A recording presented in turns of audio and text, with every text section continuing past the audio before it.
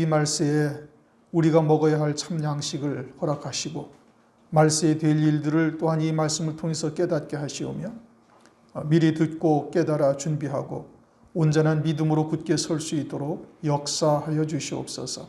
성령 하나님께서 이 시간도 함께 하시고 인도하여 주실 것을 믿사오며 우리 구주 예수 그리스도의 이름으로 기도드립니다. 아멘. 네, 오늘은 26장 57절입니다. 예수님께서 잡혀가셔서 공회 앞에서 이제 대제사장들과 서기관 장로들에게 신문을 받으시는 장면이 이제 57절부터 쭉 기록되어 있고 결국은 이제 예수님을 사형에 처하기 위해서 이제 이와 같은 이제 과정을 거치며 나중에는 이제 예수님을 조롱까지 하게 되죠. 이것을 통해서 오늘날 우리들에게 무엇을 말씀하시는가 우리가 한번 살펴보도록 하십시다. 57절 예수를 잡은 자들이 끌고 대제사장 가야바에게로 가니 거기 서기관과 장로들이 모여 있더라. 이제 대제사장이 가야바다. 그런데 요한복음 18장 13절을 보면 먼저 안나스에게로 끌고 가니 안나스는 그 해의 대제사장인 가야바의 장인이다. 이렇게 말씀하셨어요. 그러니까 가야바가 예수님이 이제 이처럼 유대인들에게 잡혀왔을 때 가야바가 대제사장이었는데 그 이전 대제사장은 안나스라는 사람인 겁니다. 그런데 안나스라는 사람의 사위로서 이제 가야바가 대제사장이 된 거예요. 그러나 레위기서 말씀을 보면은 반드시 대제사장은 아론의 아들들을 통해서 아들들로 대제사장을 삼아라 하고 이제 레위기서의 여러 곳에서 말씀하고 있어요. 출애굽기에서도 말씀하고 있고 그러니까 대제사장은 반드시 아론의 아들들이어야만 되는 거예요. 아론의 아들 또 그 아들의 그 아들 또 그 아들의 그 아들 이렇게 해서 아론의 아들들만이 대제사장이 될 수 있고 그래서 그것을 아론의 반차다 이렇게 얘기를 합니다. 아론의 반차를 쫓아 그 아들들이 대제사장이 되는 것이죠. 그러면은 그 직전의 대제사장은 안나스였고 안나스까지는 아론의 자손들로 대제사장이 쭉 이어져 온 겁니다. 그러다가 안나스의 때에 아들이 없어진 것이죠. 아들을 낳지 못한 겁니다. 아들을 낳지 못하고 딸을 낳았는데 그 딸의 사위를 딸의 사위를 이제 가야바인데 그 가야바를 대제사장으로 세운 거예요. 그러면은 당시의 대제사장인 가야바는 율법에 따른 대제사장이 아닌 불법적 대제사장이다 이겁니다. 그리고 하나님께서 아론에게 아들을 주시지 아니하신 것은 이제 참 대제사장이신 예수 그리스도께서 이 땅에 오셔서 이제 참 대제사장으로서의 일을 감당하실 때가 되었었으니까 이제 율법적 대제사장인 그림자인 대제사장은 이제 필요가 없어진 것이죠. 그래서 하나님께서 안나스에게 아들을 주지 아니한 거예요. 히브리서 8장을 보면 모세가 성막을 짓는데 하늘에 있는 참 것을 바라보고 모형으로 이 땅에 성막을 지은 거예요. 그러니까 율법적 대제사장은 참 대제사장이신 그리스도께서 오시기 직전까지만 있는 것이죠. 율법은 개혁할 때까지만 맡겨둔 것이다. 그렇게 히브리서 9장 10절에 말씀을 하고 있어요. 그러니까 멜기세덱, 하늘나라에서 하나님의 제사장이신 멜기세덱의 반차를 쫓아오신 나사렛 예수 그리스도죠. 대제사장, 참 대제사장이신 예수께서 오시자 하나님께서 이제 율법의 그림자적인 대제사장은 대를 끊으신 거예요. 그러면 대제사장을 세우지를 말았어야 되는 거고 대제사장을 세우지 아니하셨으면 예수님이 참 대제사장이시라는 것을 알 수도 있었을 터인데 그런데 그냥 불법의 대제사장을 세웠어요. 가야바죠. 그리고 요한복음 11장 49절 50절을 보면 가야바가 이렇게 말합니다. 그 해 대제사장인 가야바가 저희에게 말하되 너희가 아무것도 알지 못하는도다. 한 사람이 백성을 위하여 죽어서 온 민족이 망하지 않게 되는 것이 너희에게 유익한 줄을 생각지 아니하는도다. 나사렛 예수 한 사람만 죽으면 온 유대가 다 평안하다 이겁니다. 왜요? 이제 많은 유대인들이 예수님을 메시아라고 쫓고 있는 거예요. 그리스도라고. 이스라엘의 왕이다 이거죠. 유대인의 왕이 등장하게 되어지면은 그러면 당시에 로마의 속국이요 로마의 황제를 섬기고 있던 터인데 유대인의 왕이 등장을 했다 그런다면은 로마로부터 상당한 핍박과 학대를 받게 될 것을 당연한 것이고, 그러니 예수를 죽이기만 하면은, 없애기만 하면은 이제 그와 같은 로마로부터의 그런 학대, 핍박 이런 것을 면할 수가 있다라고 이야기를 하는 겁니다. 이제 앞으로 장차 이제 적그리스도의 환란이 있죠. 적그리스도의 환란이 있을 경우에는 일반적인 대부분의 교회는 노아의 때와 같아서 다 적그리스도를 그리스도처럼 경배하다가 결국은 이제 멸망해서 죽습니다. 그럴 때 이제 우리와 같은 교회에서 나타나가지고 저놈이 짐승이요 적그리스도요, 이제는 7년 후에 주님께서 재림하신다, 나팔절날 재림하신다라고 만약에 외치게 되어지면은, 그러면은 세상 교회들은 어떻게 하겠어요?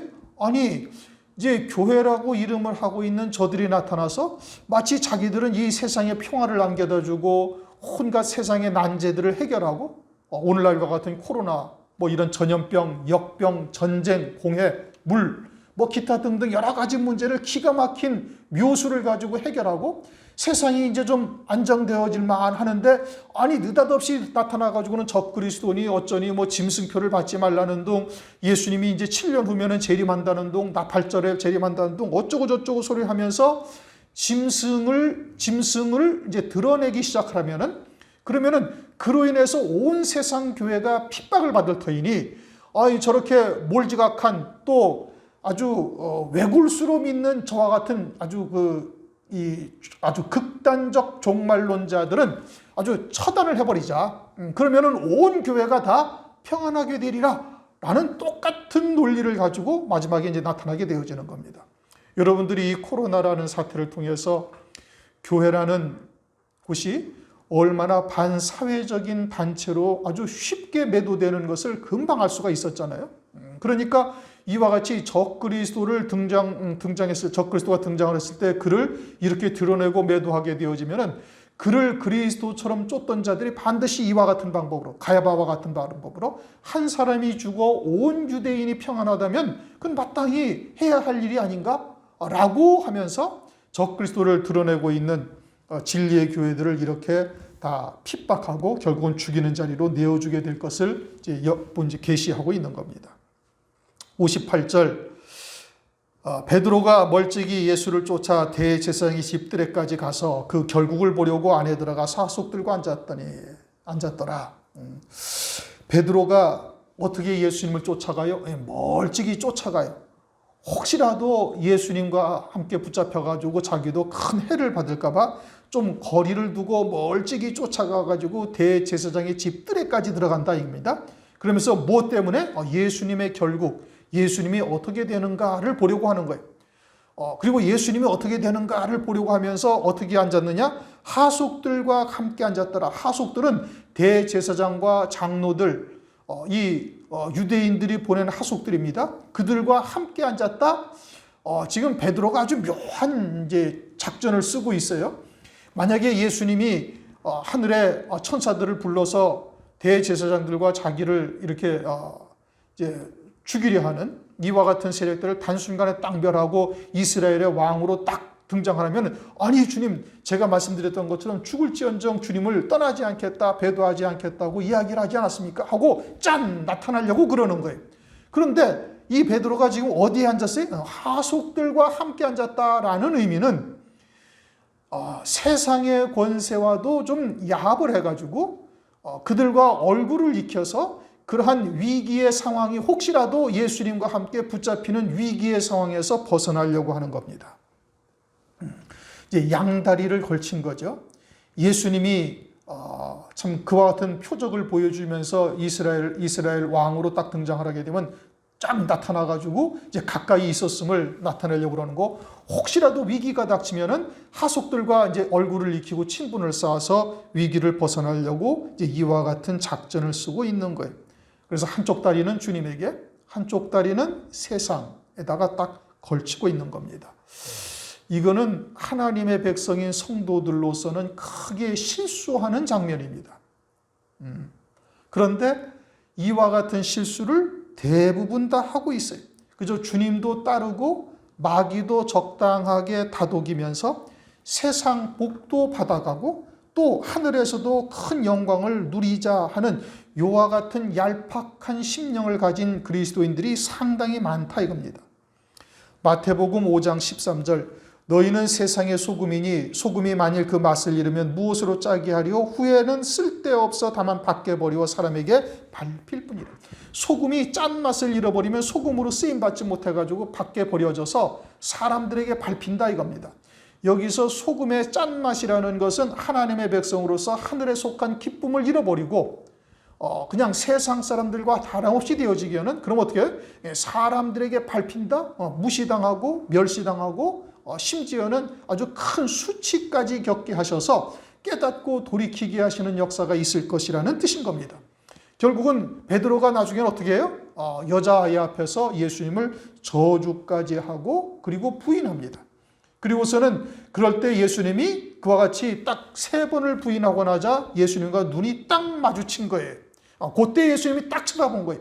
그리고서는 베드로가 3번 주님 앞에서 자기는 절대 부인하지 않겠나이다. 그럴 때 주님께서 네가 다 굴기 전에 나를 3번 부인하려 하신 말씀이 퍼뜩 생각이 나가지고 아주 통곡하며 후회하고 회개하는 역사가 있게 되어지죠.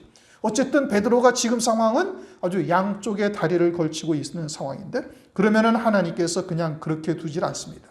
반드시 짠맛을 잃은 소금은 하나님께서 사람들에게 밟히게 하셔서 하나님의 뜻을 이루는 역사가 나타나게 되어지죠. 그러면 그리스도인들이 그러면 세상에서 뭐 고난만 받다가 하나님 나라를 가는 것이어야 되는가? 그렇게 말씀하지는 않습니다. 성경은 뭐라고 말씀하시는 거 아니?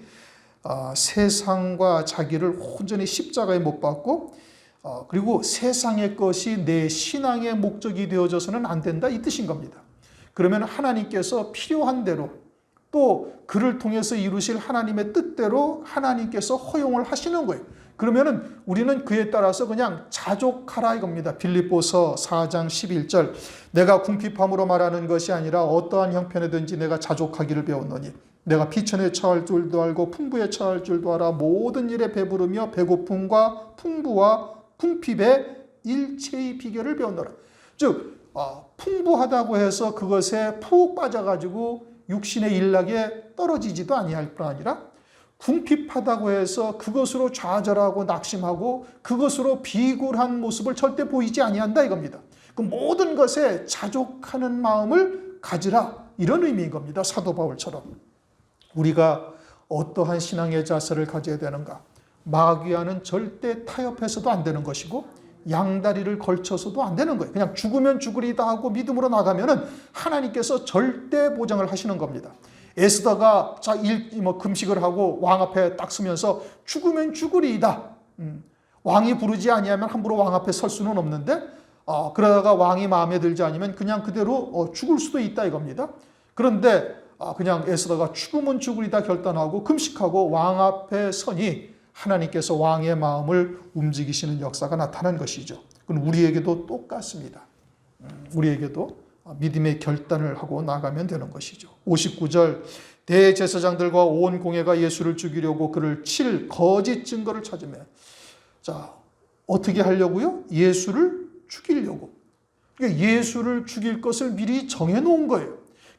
어떠한 증거가 있어서 율법을 아주 철저히 죽일 만한 율법을 범한 그와 같은 사실이 있어서 예수님을 죽이려고 그러는 것이 아니라 그냥 예수님을 죽이려고. 왜요? 이제 자기들의 권세가 위협을 받으니까 그러는 겁니다. 대제사장과 서기관, 장로들 그들을 주님께서는 신랄하게 비판했고 만약에 예수님이 왕이 되시고 예수님이 이스라엘의 메시아가 된다면 자기들은 여지없이 다 그 자리에서 또는 세상의 부귀영화 권세 누리던 것을 다 박탈당하게 될 위기가 있으니까 아예 예수를 죽이려고 작정을 하고 그리고 예수를 죽일 만한 증거가 있는 것이 아니라 거짓 증거를 찾고 있다 이겁니다.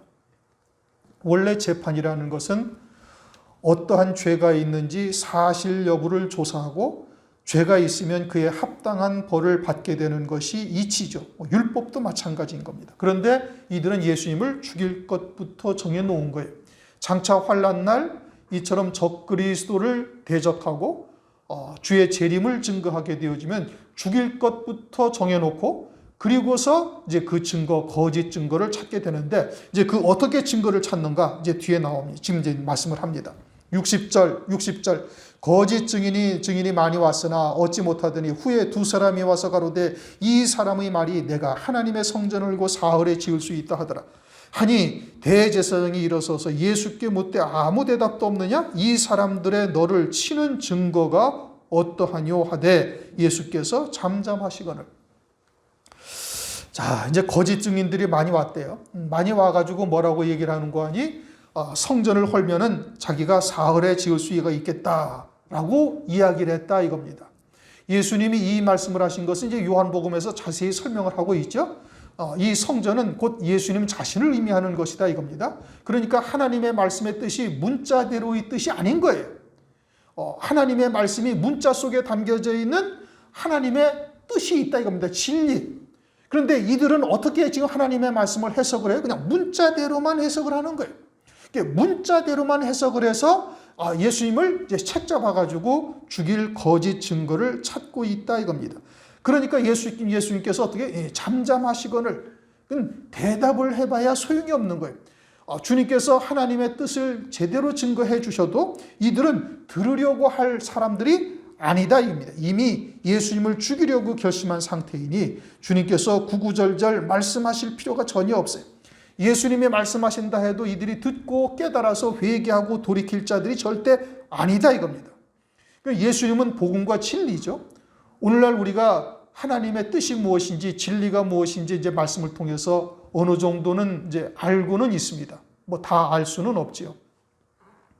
그것은 문자대로 기록하신 말씀이 아니란 말씀이에요. 문자대로의 뜻이 아니란 말씀이에요. 문자 이면에 하나님께서 하나님의 나라에 대해서 우리에게 설명하고 계시는 거예요. 그것을 세상에 있는 일들 또는 세상에 있는 문자로서 우리에게 설명을 했다고 해서 문자대로 보면은 전혀 하나님의 나라를 알 수도 없고 하나님의 말씀이 서로 충돌해요. 상충한다 이겁니다. 그러니까 하나님의 말씀이 문자대로는 전혀 하나님의 말씀을 없도록 말씀하셨어요. 그러니까 성령으로만 깨달을 수 있게 하신 거예요. 그래서 하나님이 보내신 종들에게는 성령을 한량없이 부어주셔서 하나님의 말씀을 하게 한다. 요한복음 3장 34절 그렇게 말씀하시죠. 또 마태복음 13장 52절 천국에 제자된 서기관들은 마치 집주인처럼 옛것과 새것을 마음대로 가지고 나온다 이겁니다. 신구약의 말씀을 짝을 맞추어서 하나님의 온전하신 뜻이 무엇인지를 드러내는 거예요. 그러면 그렇게 드러낸 하나님의 뜻을 이들은 어떻게 해석을 하느냐? 전혀 그와 같은 하나님 나라의 영생의 말씀으로 보지를 아니하고 그냥 문자대로 보고 해석하는 거예요. 윤리도덕적인 해석 또는 세상의 이치 또는 사람의 사상 이런 것으로서 하나님의 말씀을 해석하면서 그들을 책잡는다 이겁니다. 예전에도 한번 말씀을 드렸죠.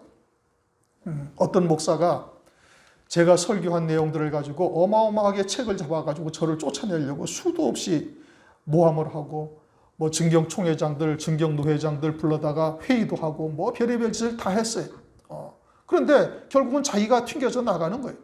또 어떤 목사는 뭐 제가 설교한 것 가지고 낱낱이 책을 잡아가지고 거기서 아멘 한 목사님한테 막 전화를 해서 1시간 동안이나 서로 논쟁을 벌이기도 하고 뭐 이랬던 겁니다. 그러면서 저를 바라보는데 항상 색안경을 끼고 바라보고 있죠. 그들은 하나님의 말씀을 그냥 윤리도덕적인 차원에서 해석을 해요. 그리고는 오중보험과 삼박자 축복 같은 기복적 신앙관을 가지고 또 보고 있어요. 또 때로는 막 철학자들의 이름을 갖다가 섞어서 이야기를 하고 있다 이겁니다. 그러니까 문자대로만 보고 있는 거예요.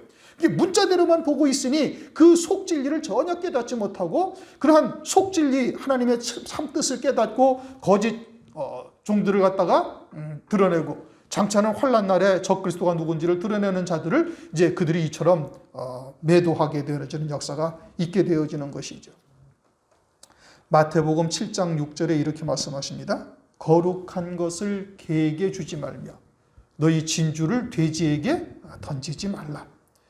하나님의 뜻이 무엇인지를 알고자 하는 생각이 아니라 그저 어떻게 하면 꼬투리를 잡고 책을 잡아서 저들을 이단시하고 내쫓을까 이렇게 궁리하는 자들에게는 하나님의 거룩한 말씀을 줄 필요도 없고 하늘나라의 영생의 말씀을 주어봤자 아무 소용이 없어요. 그냥 돼지 앞에 진주 던지는 꼴이 된다 이 뜻인 겁니다. 지금 주님에게 지금 그와 같이 대하고 있는 거예요. 그러면서 예수께서 잠잠하시거늘 대제사장이 가로되 너로 살아계신 하나님께 맹세하게 하노니 네가 하나님의 아들 그리스도인지 우리에게 말하라. 하나님의 아들이라는 것은 하나님의 본체요 독생자로서의 네가 신성을 가진 자냐 하나님이냐 이 뜻인 겁니다. 그리스도라는 것은 네가 세상을 구원할 메시아인가 이렇게 묻고 있습니다. 그러자 주님께서 뭐라고 말씀하시? 64절 예수께서 가라사대 네가 말하였느니라. 그래 내가 그리스도다. 아주 당당하게 주님께서 말씀을 하셨어요. 주님께서 당당하게 내가 그다라고 말씀하셨을 뿐 아니라 이제까지 행하신 표적을 보면은 주님이 메시아인 것을 드러내고 계시는 거예요. 열왕기하 4장 20절 이하에 보면 엘리사가 보리떡 20개와 채소로 100명에게 이적을 베풀어 먹이시는 역사가 나타나죠.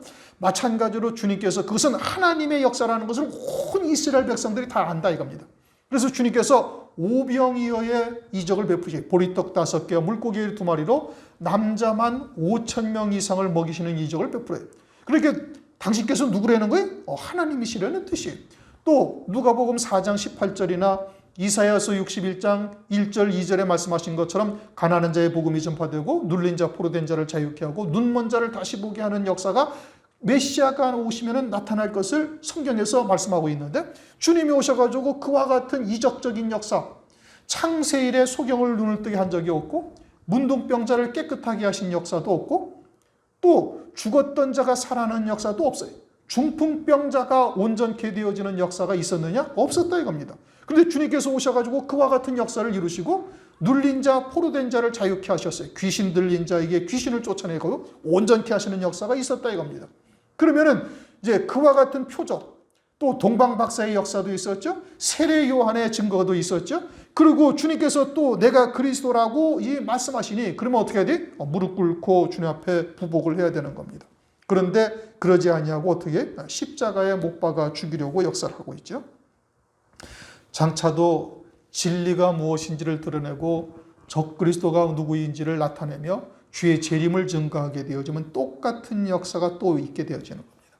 그러나 내가 너희에게 이르노니 이후에 인자가 권능의 우편에 앉은 것과 권능의 우편에 앉는다라는 것은 시편 110편 1절 말씀입니다. 부활 승천하신 후에 하나님 보좌 우편 영광 중에 앉으실 것을 말씀하고 있는 거예요.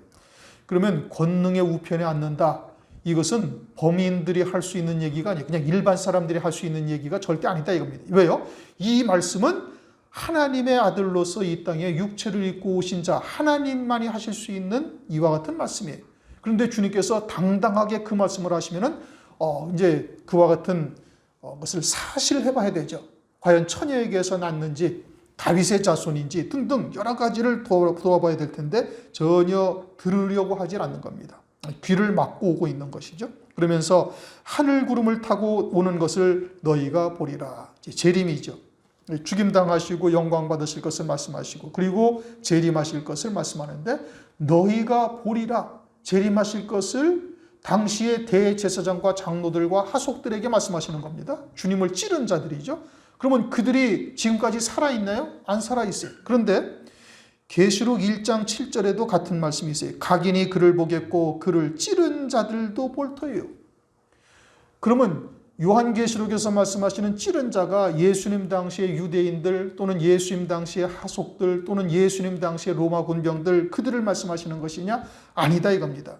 요한계시록에서 그를 찌른 자도 볼 터요 라고 말씀하는 것은 지금 예수님을 십자가에 못 박아 죽이는 당시의 유대인들과 대유대인들의 그와 같은 사람의 계명으로 하나님의 말씀을 바꾸어서 살고 있는 이와 같은 영적인 흐름이 그대로 이어져서 주의 재림의 때까지 있을 것을 말씀하시고 그들이 계속해서 주님을 또 하나님의 백성들을 이와 같이 찌르는 역사가 그때까지 이어질 것임을 말씀하고 있는 거예요. 무엇으로 찔러요? 말씀, 즉 사람의 계명으로 변질된 혼잡한 말씀으로 진리의 말씀을 계속 찌르고 회방하는 역사가 있게 되어지는 것이고 그렇게 진리의 말씀을 가진 성도들을 핍박하고 회방하고 죽이는 역사가 결국은 찌르는 것이요. 그와 같은 행동을 하는 자들이 너희에 해당이 된다 이겁니다.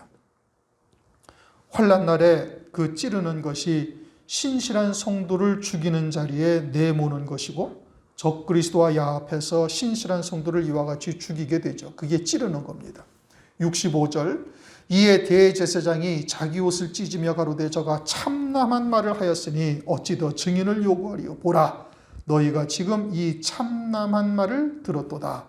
막 대제사장이 이제 하나님을 모독한다라고 생각을 하고 그리고 자기 옷을 찢으면서 막 분개하는 겁니다. 그러니까 유대인들이 보기에 즉 같은 말씀으로 살고 있는 사람의 계명으로 살고 있는 유대인들의 보기에는 정말 제사장이 신실하다라고 여길 수밖에 없어요. 진리를 모르니까 하나님의 이름이 이 예수 그리스도에 의해서 모독당한다고 생각하고 아주 분노하고 분개하는 대제사장을 아주 참 신실한 사람이라고 칭찬하고 있다 이겁니다. 그렇게 또 보이는 것이죠. 그런데 그와 같은 행동을 누구 앞에서 해요? 하나님 앞에서 하는 거예요. 성자 하나님이신 예수 그리스도 앞에서 그렇게 하고 있어요. 그러니까 잘못된 말씀을 가지고 있으면 이와 같이 자신들은 하나님을 위한다고 하는 일이 결국은 하나님을 대적하는 일로 내닫게 되는 겁니다.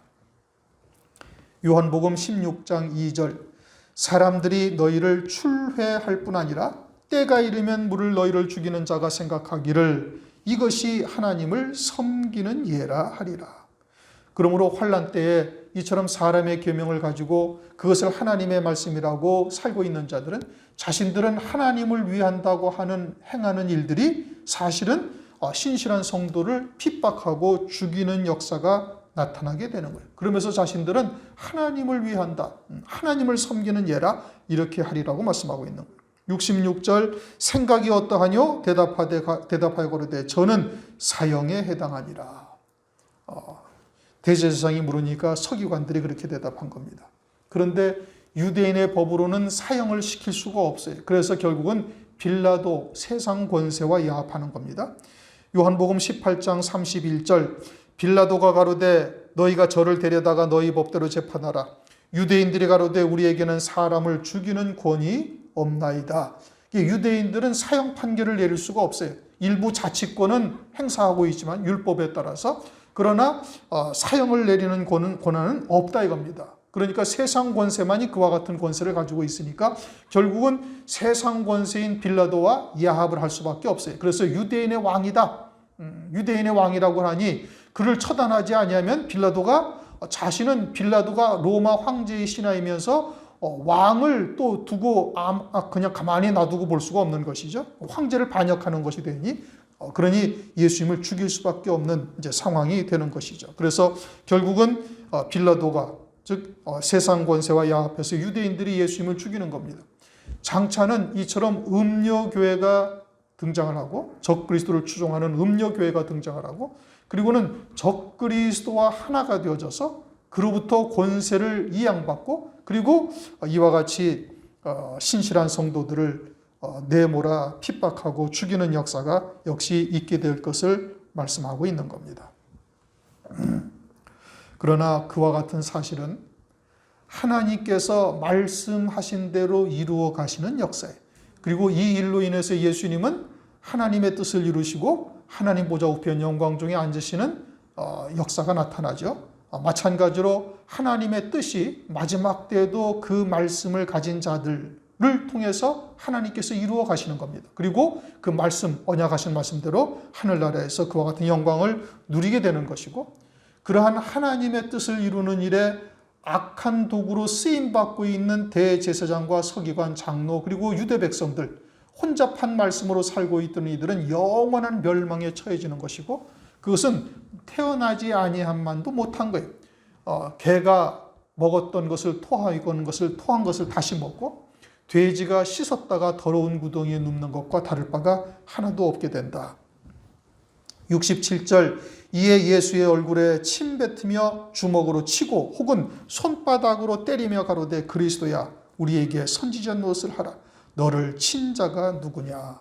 침을 뱉었다라는 것은 이게 아주 인격적으로 어마어마한 수치를 겪는 겁니다. 주먹으로 친다라는 것은 아주 속에 분노가 가득 차서 악한 마음으로 때리는 거예요. 죽이려고 때리는 것이죠. 그렇게 주님을 모욕하고 주먹으로 치고 손바닥으로 때립니다. 누가 그래요? 하나님의 백성들이 그러는 겁니다. 대제사장, 장로, 서기관들이 그러는 겁니다. 그리고는 누가 때렸는지 알아맞혀봐라. 하나님의 말씀을 가졌고 하나님을 섬긴다 하는 이스라엘이 하나님이신 예수님을 치고 때리고 모욕을 주는 것이죠. 이것이 사람의 계명, 즉 혼잡한 말씀에 사로잡힌 자들의 모습인 겁니다. 그리고는 앞으로도 똑같은 일이 다시 반복되는 거예요. 너희가 너희 조상들의 양을 채우라 하신 말씀대로 이제 마지막 환란의 때 그 조상들의 양을 그대로 채우고 하나님의 뜻이 이루어지게 되어지는 겁니다. 오늘날도 이처럼 하나님의 말씀을 문자적으로 또는 육신의 것으로 받아들이는 자들이 있습니다. 세상복 또는 어떤 철학, 윤리, 도덕 이와 같은 생활교육 같은 말씀으로 하나님의 말씀을 잘못 깨닫고 있는 자들이 있죠. 이들이 장차 이와 같은 자리에 이르게 되어질 것을 말씀하고 있는 거예요.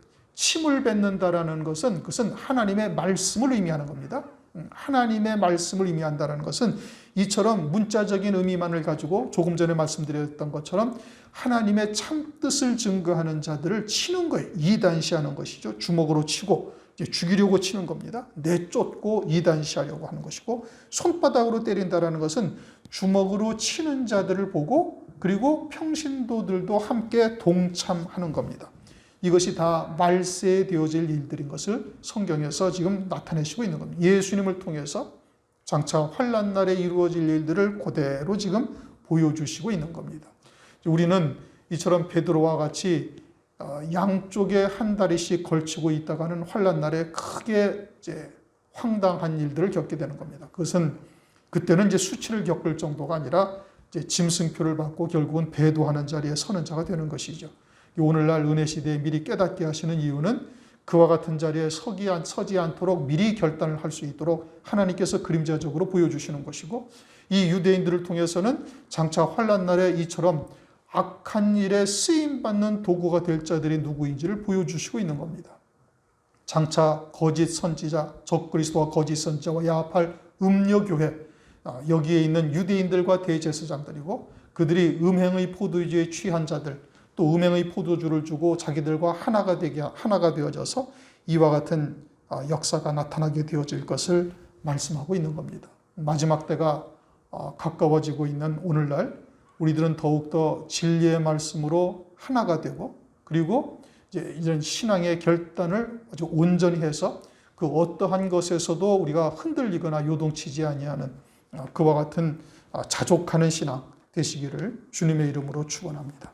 기도하시겠습니다. 하나님 아버지 감사합니다. 오늘도 마태복음 26장 57절 이하의 말씀을 통해서 예수님이 유대 대제사장과 장로 서기관들에게 신문을 받는 과정을 통해 장차 환난 날 이루어질 일들을 미리 보게 하시고, 또 베드로를 통해서 어떠한 신앙의 자세를 오늘날 우리가 가져야 되는지 상고할 수 있게 하신 것을 감사를 드립니다.